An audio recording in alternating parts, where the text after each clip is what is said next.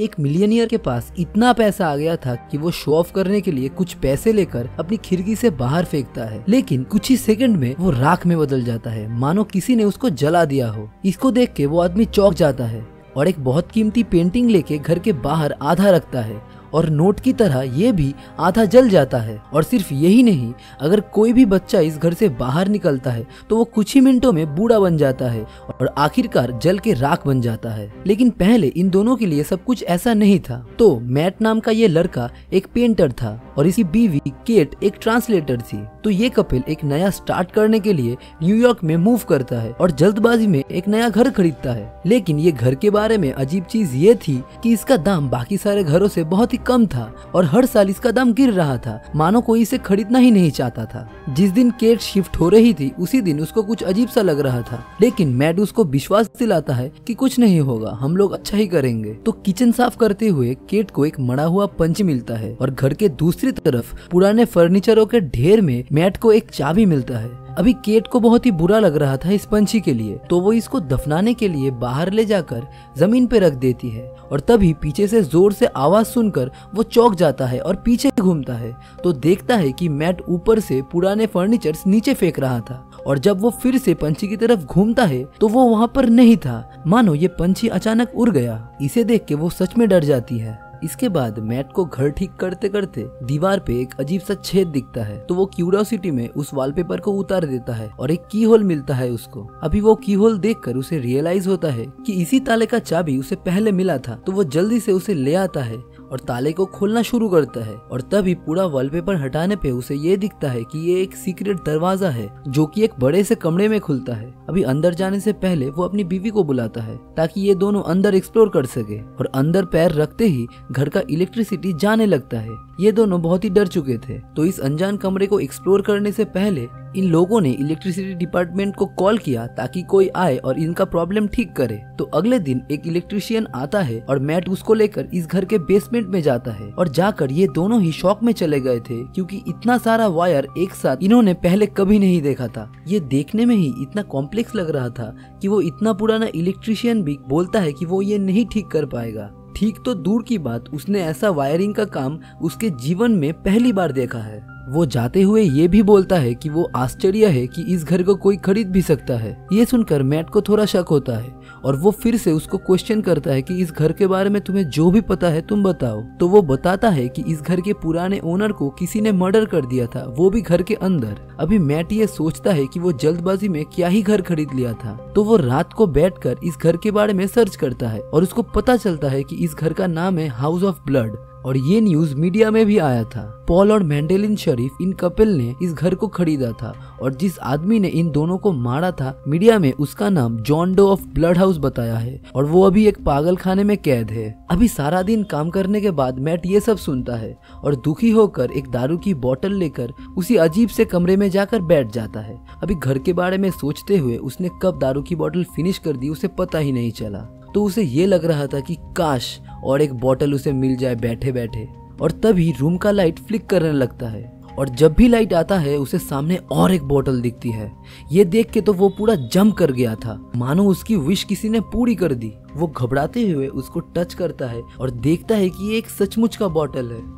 अगले दिन सुबह केट नींद से उठकर अपने पति को ढूंढते हुए उस रूम के बाहर आ जाती है और देखती है कि मैट अंदर एक से बढ़कर एक लग्जरियस चीजों के साथ बैठा हुआ था। वो सरप्राइज होकर मैट से ये पूछती है कि ये सब तुमने कैसे किया, ये सब कहाँ से मिला। तभी मैट बोलता है कि ये कमरा हमारे सारे विश को पूरी करता है। ये सुनकर केट बिलीव नहीं करती। तभी मैट उसको इंसिस्ट करता है कि तुम एक विश करो, तो वो बोलती है कि $1 मिलियन चाहिए मुझे। और तभी लाइट फ्लिकर करने लगता है और कुछ ही सेकंड में उन लोगों के सामने नोटों की गड्डी हाजिर। ये देखकर केट चौंक चुका था और उसे कुछ अजीब सा लग रहा था, मानो कि ये सब झूठ हो। वो यहाँ से निकल जा रही थी, लेकिन मैट उसको रोकता है और कन्विंस करता है कि चलो ना हम लोग कुछ देर के लिए मजे कर लेते हैं। तो फिर इन लोगों ने कुछ दिनों तक जमकर पार्टियां की, बहुत मस्ती किया, एकदम लग्जरियस लाइफ जी रहे थे ये लोग। बीच बीच में केट को ये लग रहा था कि ये सब कैसे हो रहा है, लेकिन मैट फिर से बोलने लगा कि जब तक इन लोगों को सब कुछ मिल रहा है तब तक ये सब सोचने का कोई मतलब नहीं बनता। लेकिन आखिरकार केट इन सब से एक दिन बोर हो गई और डिप्रेशन में सोचने लगी कि ये सब कुछ तो मटेरियलिस्टिक चीजें हैं, इन सब का रियलिटी में कोई भी मतलब नहीं है। तो मैट उसको फिर से चीयर अप करने के लिए बोलता है कि क्यों ना हम लोग फिर से बच्चे के लिए ट्राई करें। अभी हमें ये पता लगता है कि इन दोनों का बच्चे को लेकर कुछ प्रॉब्लम चल रहा था। असल में केट कभी माँ नहीं बन सकती। तो मैट का ये सजेशन सुन के केट बहुत ही गुस्सा हो जाती है, क्योंकि इन लोगों ने पहले से ही डिसाइड किया था कि बच्चे को लेकर कोई भी बात नहीं करेगा। इन लोगों ने अपना भाग्य मान लिया था। केट अभी गुस्से में कमरे से बाहर चली जाती है और मैट गिल्टी में ये सोचता है कि उसने ये बात किया ही क्यों।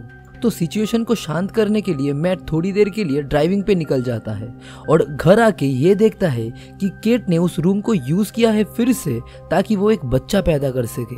अभी ये देख के मैट बहुत ही पागल हो चुका था, क्योंकि इन दोनों को कुछ नहीं पता था कि इसका रिजल्ट कैसा होगा। तो कुछ देर लड़ने के बाद ये लोग ये डिसाइड करते हैं कि इस बच्चे को फिर से वापस लेने के लिए विश करेंगे। तो जब केट इस बच्चे को लेकर उस रूम के अंदर जाती है तो ममता के कारण वो ये नहीं कर पाता, तो वो इस बच्चे को मैट के हाथ दे देता है। और मैट जब ये करने ही वाला था तभी वो बच्चा रोने लगता है और रोने की आवाज सुनकर मैट भी ये नहीं कर पाता। तो ये लोग सोचते हैं कि इस बच्चे को ये लोग अडॉप्ट कर लेंगे। अभी इस बच्चे के कारण केट बहुत ही खुश थी और दूसरी तरफ मैट ये सोच में लगा था कि इसका रिजल्ट क्या होगा। तो वो फिर से उस पागल खाने में कॉल करता है ताकि वो जॉन डो से मिल सके और इस घर के बारे में और जान सके। तो जाते वक्त वो कुछ नोट अपने साथ ले जाता है और पागल खाने जाकर उसे ये पता लगता है पिछले 45 सालों से इस आदमी से कोई नहीं मिलने आया।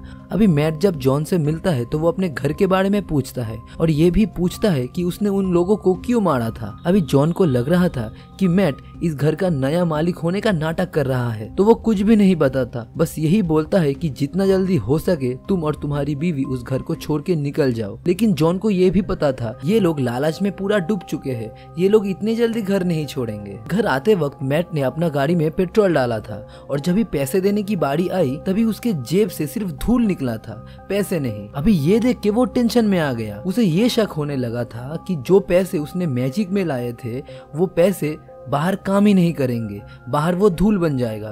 तो वो जल्दी से घर पर पहुंचता है और कुछ पैसे लेकर खिड़की से बाहर फेंकता है और जैसे कि उसने शक किया था ठीक वही हो रहा है कि पैसे कुछ ही सेकंड में राख में बदल जा रहा है। वो और एक बहुत कीमती पिक्चर लेके घर के बाहर आधा रखता है और ठीक नोट की तरह ये भी जलकर राख बन जाता है। अभी परेशान होकर मैट इसका जवाब ढूंढने के लिए अपनी दीवार तोड़ने लगता है, लेकिन अंदर से सिर्फ उसको तारों का झुंड ही मिलता है। दूसरी तरफ केट उस बच्चे को लेकर बाहर जा रही थी और दूर खड़ा हुआ मैट ये देख रहा था, लेकिन वो कुछ नहीं कहता है केट से। वो ये देखना चाहता था कि क्या होने वाला है। जब भी वो बच्चा बाहर निकला तो कुछ ही सेकंड में एक दूध पीता बच्चा 10 साल का बच्चा बन गया। ये देखकर केट पूरा चौंक गया था और वहाँ पे हेल्प के लिए चीखने लगा। तब मैट आकर इन दोनों को अंदर लाया। फिर केट वहाँ पर कुछ ना कहते हुए उस बच्चे को नहलाने जाती है और उसका नाम रखती है शेन। अभी हमें ये पता चलता है कि कोई भी ऑब्जेक्ट या कोई भी चीज अगर घर के बाहर हम ले जाए तो वो कुछ ही सेकंड में राख में बदल जाएगा और कोई भी जिंदा चीज अगर घर के बाहर जाएगा तो वो 10 गुना तेजी से बूढ़ा होने लगेगा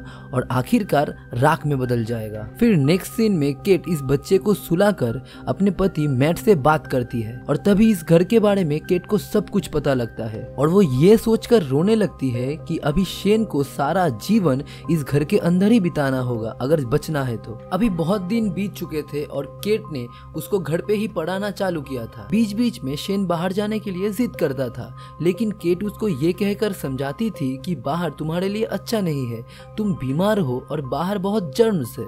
अभी फ्रस्ट्रेशन में आके वो अपना गुस्सा अपनी माँ के ऊपर ही निकालता था। शेन धीरे धीरे बड़ा हो रहा था तो आखिरकार वो बाहर निकल ना जाए इसीलिए केट अपने घर की सारी खिड़कियां और दरवाजे लॉक कर देता है, सिर्फ मेन डोर को छोड़कर। तो एक दिन मैट और केट के बीच में झगड़ा होता है और उस झगड़े में शेन बाहर से सुनता है उस कमरे के बारे में, तो वो बहुत ही क्यूरियस हो जाता है और सारी रात चुपचाप उस कमरे के बारे में वो रिसर्च करता है। अगले दिन ये दोनों शेन को ढूंढते हुए इस रूम के अंदर अंदर आते हैं और दोनों ही शॉक में चले गए थे क्योंकि शेन ने इस रूम को बाहर जैसा बना दिया था। अभी ये देख के केट बहुत ही खुश थी क्योंकि शेन बहुत ही इंटेलिजेंट हो रहा था और दूसरी तरफ मैट गुस्सा हो गया था और इन दोनों को बाहर निकाल के उस घर को लॉक कर दिया और चाबी छुपा दिया। तभी इन लोगों का फोन बजता है और शेन फोन उठाता है। तभी ये पता लगता है कि जॉन डो ने कॉल किया है और मैट आकर वो फोन उठाता है और तभी जॉन बोलता है कि मैंने किसी बच्चे का आवाज सुना, तुम लोगों ने क्या उस रूम से किसी बच्चे को क्रिएट किया है? तभी मैट डरते हुए बोलता है कि हाँ, मेरी बीवी ने ये किया है और क्या तुम्हें कोई तरीका पता है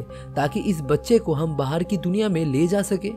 तभी जॉन बोलता है कि हाँ, एक तरीका है कि जिसने इस बच्चे को क्रिएट किया है उसको इस घर पर मरना होगा और जॉन डो भी एक क्रिएटेड बच्चा ही है जो कि इस घर के प्रीवियस ओनर ने क्रिएट किया था और उन लोगों को मारने के बाद ही आज जॉन डो जिंदा है, बाहर की दुनिया में वो जा सकता है। यानी जिसने विश किया था उसको खुद को सैक्रिफाइस करना होगा इस बच्चे के लिए। अभी ये सब सुनकर मैट बिलीव ही नहीं कर रहा था और दूसरे फोन पर केट ये सब सुनती है और उसका दिल टूट जाता है। वो जल्दी से घर से बाहर निकल के तेज गाड़ी चलाती है ताकि वो क्रैश कर जाए, लेकिन वो ये नहीं कर पाती। तो वो जब घर आती है तो देखती है कि मैट और शेन दोनों एक साथ सो रहे थे। केट की आवाज सुनकर मैट उठ जाता है और उसके साथ किचन पे जाता है और तभी ये दोनों सेक्स उक्स करते हैं और बाहर खड़ा हुआ छोटा शेन ये सब कुछ देखता है। अगले दिन सुबह शेन इन दोनों से चाबी चोरी कर लेता है और जब ये दोनों नींद से उठते हैं तभी इन लोगों को पता लगता है कि शेन बाहर जाके थोड़ा और बड़ा हो चुका है और अभी वो केट के ऊपर बंदूक तान कर ये पूछ रहा था कि उसने बीमारी के बारे में झूठ क्यों कहा था। और इसी बीच मौका देखकर मैट उसको धक्का मार देता है और केट गिरकर वहाँ पे बेहोश हो जाती है। जब भी केट नींद से उठती है तभी केट अपने आप को मैट के पास पाती है और मैट उसे बोलता है कि उसी समय एक गोली शेन को लग गया था और वो वहीं पर ही मर गया था और उसको बाहर ले जाते ही वो राख में बदल गया। अभी केट बाहर जाती है शेन की अवशेष ढूंढने के लिए। अभी दूसरी तरफ हम ये देखते हैं कि असली मैट का अभी होश आया था और वो इधर उधर केट को ढूंढ रहा था। तभी उसको ये पता चला कि कोई वो रूम फिर से यूज कर रहा था, लेकिन वो रूम के अंदर नहीं घुस पा रहा था। तो वो दीवार को छेदते हुए अंदर घुसा और तभी उसको पता चला कि शेन अभी तक इसको कंट्रोल कर रहा था। तो जंगलों के बीच में से चलते हुए उसे अपना ही घर दिखता है और दूसरी तरफ शेन मैट जैसा बन के केट से जबरदस्ती कर रहा था और केट को भी यह धीरे धीरे पता लग रहा था कि यह असल मैट नहीं है। थोड़ी ही देर में रियल मैट वहां पे आ जाता है और केट को अपने बचपन के नाम से पुकारता है और तभी केट को भी पता चल जाता है कि असली कौन है। तो वो शेन को सीढ़ियों में धक्का मार देता है और वहां से दोनों भाग जाते हैं। अभी उस धक्के में शेन का रियल फॉर्म वापिस आ गया था। अभी घर के अंदर घर होने के कारण ये लोग पूरा कॉन्फ्यूज हो चुके थे और इधर उधर दौड़ रहे थे और इसी बीच शेन भी उठ गया था और पीछे से आकर वो मैट को मार देता है। और जब वो केट को मारने ही जाता है तो घर के बाहर उसे और एक केट और मैट दिखता है। ये देख के अभी शेन ही कॉन्फ्यूज हो गया था कि हो क्या रहा है।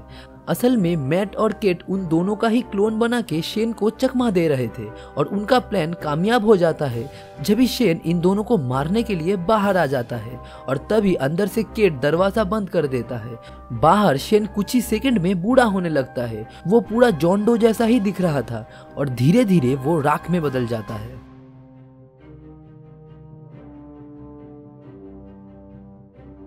अभी इस घटना के 1 महीने बाद केट और मैट दोनों उस घर को छोड़कर एक होटल में रुके थे, जहां पर केट को ये पता चलता है कि वो फिर से प्रेग्नेंट है। लेकिन वो ये चिंता करती है कि ये बच्चा असल में मैट का है या शेन का।